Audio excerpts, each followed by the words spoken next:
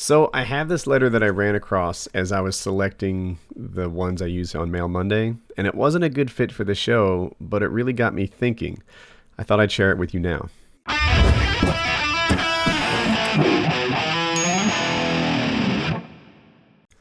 Colin's progression. Hey Woody, I've been watching all your Minecraft live streams since you started doing them, and I've been enjoying them so much. They've really picked up my day, so keep that up first of all. But to what this message is really about, I've been watching your streams and I've noticed how much Colin is improving in his speech, and it brings tears to my eyes. I've never met him, and I don't know him in the slightest, but it makes me so happy to see a kid who deserves great things in life grow like he has. I'm sure the whole family is proud of him too. If it means anything, I am too. And to hear you say in your stream that you are forever Team Colin made me smile so much. He's lucky to have you around as a father, and I wish him the best of luck in your future, and you both deserve success and happiness. Remember, fuck the haters, they aren't winners. Colin is a winner, and so are you, Team Colin. So, yeah, Colin's been doing a lot better lately. For those of you who don't know anything about him, I'll do a sort of a brief recap. Colin's my son. He's 10 years old, and he's a special needs kid. He's been diagnosed with autism, and we've been told that he doesn't have autism. Autism is a spectrum disease, which didn't really mean much to me until, it was fully explained, and I got to see so much of this through having Colin as my son. But a spectrum disease is one in which some people are barely afflicted, kind of like me and Tourette syndrome, and some people are afflicted in a really, really severe way. Autism has so many symptoms. I bet that I could find something about everyone watching this video and make a case as to the fact that you're on the spectrum, right? I could say, look, taking the younger version of you take your Matchbox cars and you line them up in a straight line. That's autistic behavior. Oh, you take your Matchbox cars and you fluff them around and scatter them about. That's autistic behavior. Whatever, don't look at me enough when I talk to you. That's autistic behavior. There's something autistic about all of us, but Colin, apparently, maybe he has more than most. He also has a speech delay, and a severe speech delay, right? He's 10, and he maybe speaks on the level of, I'll make it up, like a 4-year-old. And so that's a pretty big deal, right? Maybe a 5-year-old now. 2 years ago, they told us he talked like a 3-year-old, and he's been doing better. So on the Minecraft stream, there was a point where we were playing survival games, I think, and I helped him out or something like that. And I turned to him and I was like, yeah, I'm forever Team Colin, right? You and I are on the same boat. And I had been thinking before the stream about Colin and his future. And there are some days, he's 10, so you don't know where he's going. But there are some days when I wonder, is he going to be fine by the time he's 18 and go to college with the other kids? Or is he going to maybe live with me, until I'm dead? That's a possibility too. You don't know where he's gonna wind up. But I'm hoping for the best and preparing for the worst. That's how we're going about this. And some guys think that. Well, some guys think I do everything wrong, that I should be hiding him in a corner and not ever having him next to me, for example when we play Minecraft or whatever. But I think those guys would think I was doing it wrong no matter what I did. When you've got a kid like Colin, there's two ways to go about raising him. You can either include him in with the rest of the world, or you can hide him in a closet. And I think hiding him in a closet is wrong, and it's what we did when we first got his diagnosis. When we first got his diagnosis, he'd be loud at a restaurant, and I'd be apologizing to the waitresses, and it was oh, he's a special needs kid, please forgive me, etc. It took me about a year to get past that, and sort of hold my chin up high and be special needs kid, he is my son, and he's every bit as good or better than any other son out there.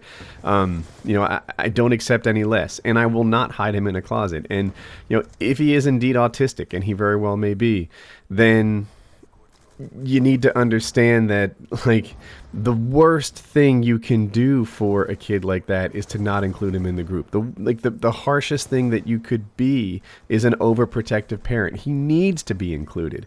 And the guys I play Minecraft with, Andrew, Mark, Dr. Chiz, Sour Patch, adults, they are so good and so forgiving and so kind. And if Colin's standing where they're trying to build or whatever, they'd never have a harsh thought or word towards him. And he gets excited all day long, you know. Oh, I'm gonna play with my friends. I'm gonna do this. I can't wait for tonight. And it has been fantastic. And you know, it's a wonderful thing for us. Colin's development comes in, you know, plateaus and peaks, right? Right now he's peaking. Right now he's launching forward in his abilities, and it's exciting to be in these times. And I know there'll be more plateaus in our future probably, but like I keep waiting for this waterfall of speech, and it seems to be happening right now.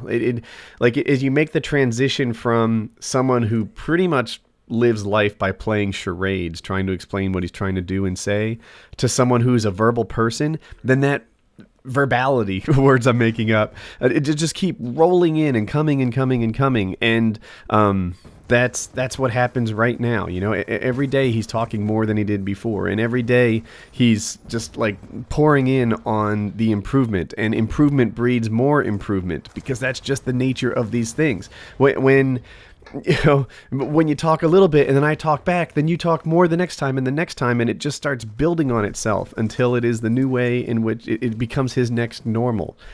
And that's what's happening now, and it's really exciting. And I want to say part of it is the fact that we spend our nights together every night. Spending 4 hours a day with him, talking and working and cooperating in the game is a lot. And 4 hours a day is not like something to be trivialized.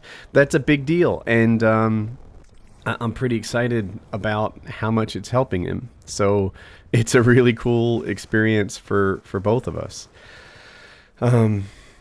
You know, he said the thing about me being forever Team Colin, and you know, people look at my family, which I'm really proud of, and you know, my relationships and stuff like that, and like doing well on YouTube, and you know, act like it's an amazing thing. But to me, I'm really just a two-trick pony. Like, that's it. I apply, you know, the same damn lessons on everything I do everywhere.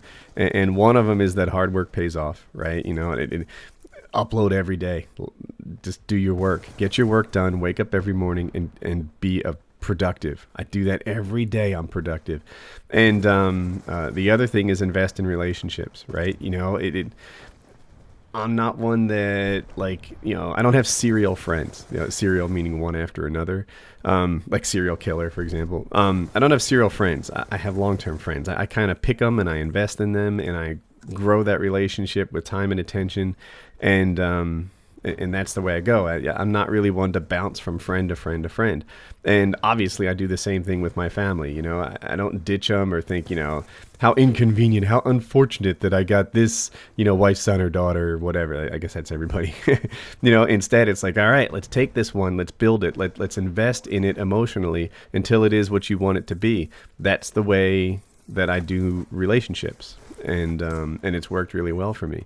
And then in terms of hard work, it's just like, you know, ignore everyone who says you're going to fail, ignore everyone who says you can't do it, and, you know, keep plowing at the thing, driving at the thing that you want to happen until it does happen.